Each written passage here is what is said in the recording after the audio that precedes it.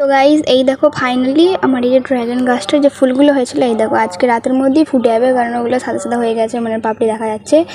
কিন্তু সবটাই ঠিক আছে, কিন্তু আমার গাছটাতে কী হয়েছে আমি বুঝে পাচ্ছি না। এই দেখো মানে এখানটা শিরাগুলো, মানে শিরা বলছি, এগুলো দেখো পুরো বুঝতে পারছো, মানে এগুলো পুরো শুকিয়ে পুরো এই দেখো নরম নরম হয়ে যাচ্ছে। কিন্তু কেন আমি এটা কিছুতেই বুঝতে পারছি। আরও এইগুলো আছে এই পাশেরগুলো, এই যে এগুলো এই দেখো কত শক্ত কত শক্ত, মানে কিচ্ছু হচ্ছে না। আর এটার পুরো ডালটাই, এটা যে এই যে এখানটা থেকে এখানটা পুরোটা হয়েছে না, পুরোটাই সেম অবস্থায় দেখো, মানে এরকম নরম। এই দেখো দেখছো মানে ভেঙে এরকম বেঁকে চলে আসছে, এত নরম। আর এগুলোই দেখো দেখো আসতে চাইছে, এগুলো কত শক্ত, এই দেখো কত জোর দিতে হচ্ছে। আর এটা এই দেখো কী হয়েছে আমি বুঝতে পারছি না। আমার তো যত সম্ভব মনে হচ্ছে এই ফুলগুলো ফুটেছে, ওদের জোর হয়তো টেনে নিচ্ছে বা কিছু, যেহেতু একটা ডালেই দুটো ফুল ফুটে আছে।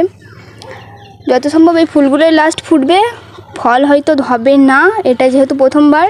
তো এটা ফল হোক আর না হোক আমার মানে কোনো অতটা খারাপের বিষয় নয়, কেননা আমার ইচ্ছা ছিল যে আমার গাছে ফুল ফুটবে, ফুটেছে আলহামদুলিল্লাহ, আমি অনেক খুশি আছি। এবার পরের বছর মানে এটা মে মাসেই ফোটে বেসিক্যালি ফুলগুলো। তো মে মাসে যদি থাকে আল্লাদের হায়াত দেয় তাহলে হবে, নয়তো কি, মানে যাই হোক ফুলটা ফুটেছে, মনটা তো খুশি হয়েছে, তাহলেই গাদা।